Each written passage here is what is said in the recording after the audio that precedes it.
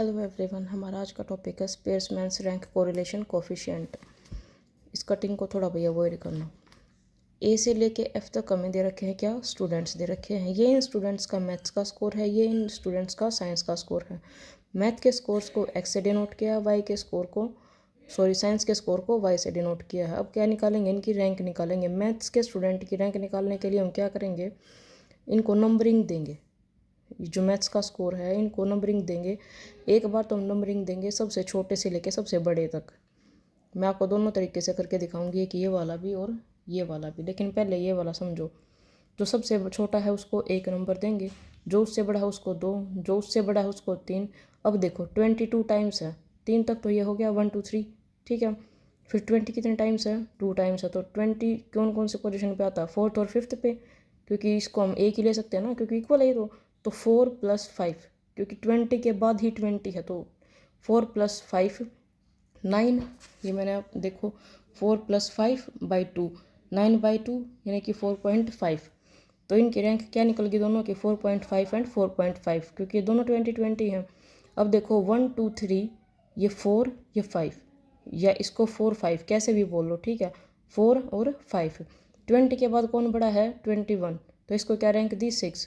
फिर क्या बड़ा है 25, इसको 7th रैंक दी। 26 को 8th रैंक दी। 27 को 9th, 32 को 10th। ऐसे ही साइंस के स्कोर में देखो, सबसे छोटा कौन है 27, इसको 1st रैंक दी।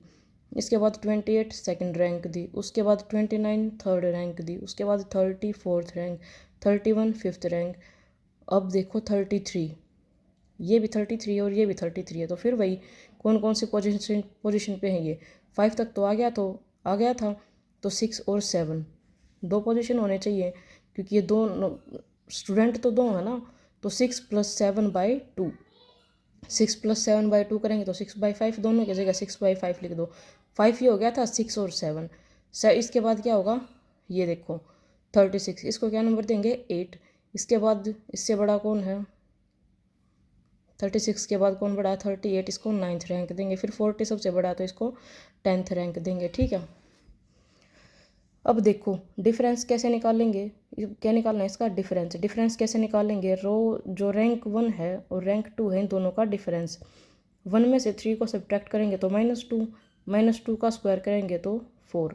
ऐसे ही 2 - 4 -2, 3 - 5 -2, 4.5 - 6.5 -2, 6 - 9 -3, 4.5 - 6.5 -2, 7 - 2 + 5, 8 - 1 7, 9 - 8 1, 10 - 10 0।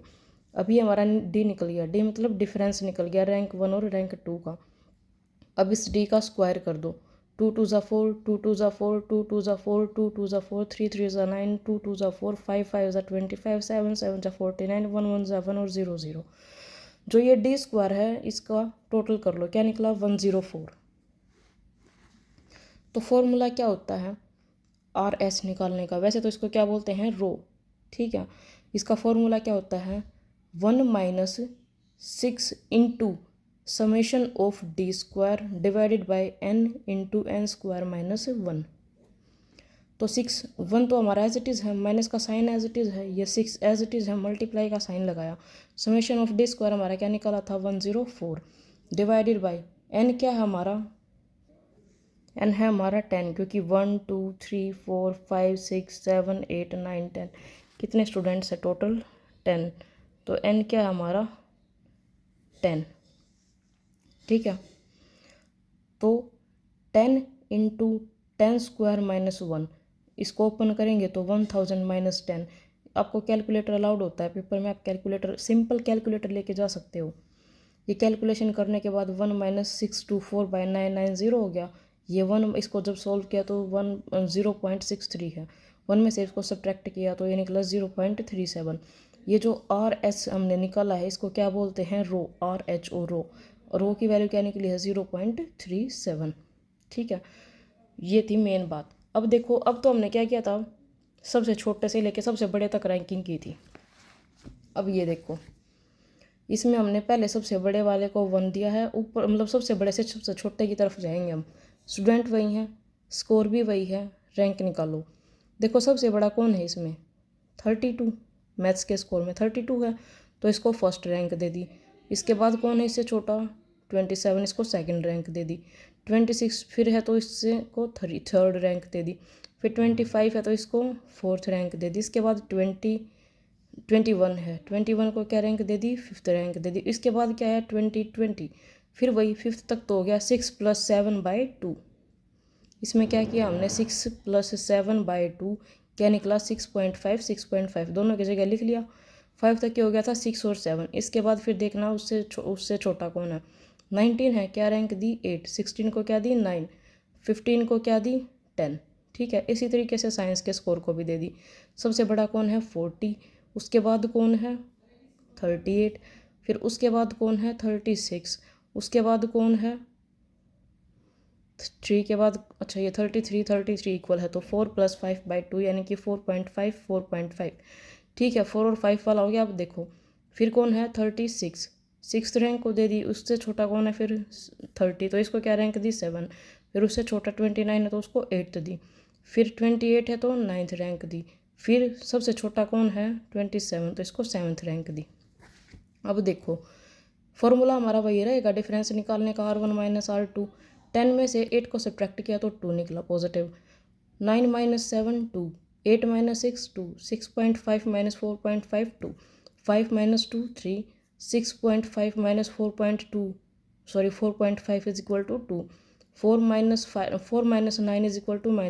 3 - 10 = -7, 2 - 3 = -1, 1 - 1 = 0।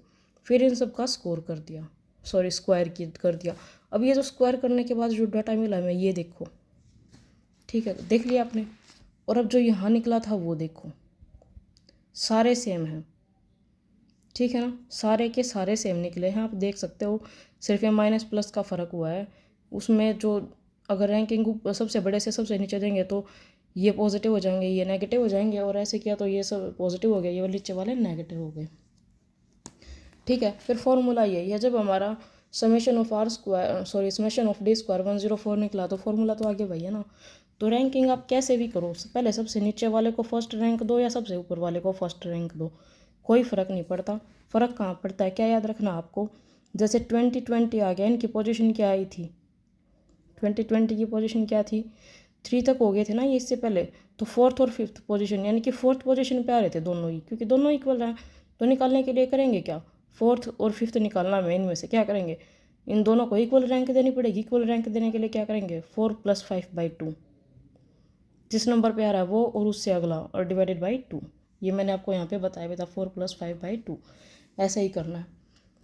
ये है आपका स्पेयरमैन्स का रैंक कोरिलेशन कोफिशिएंट, जिसको स्पेयरमैन्स का सह संबंध गुणांक और स्पेयरमैन्स रैंक मेथड भी बोलते हैं, कोरिलेशन मेथड। आज के लिए सिर्फ इतना ही, ये टॉपिक आपका कवर हो गया है। एक प्रोडक्ट मोमेंट वाले की वीडियो और बना दूंगी, फिर इसके बाद ये यूनिट ख़त्म हो जाएगी। आज के लिए इतना ही, थैंक यू।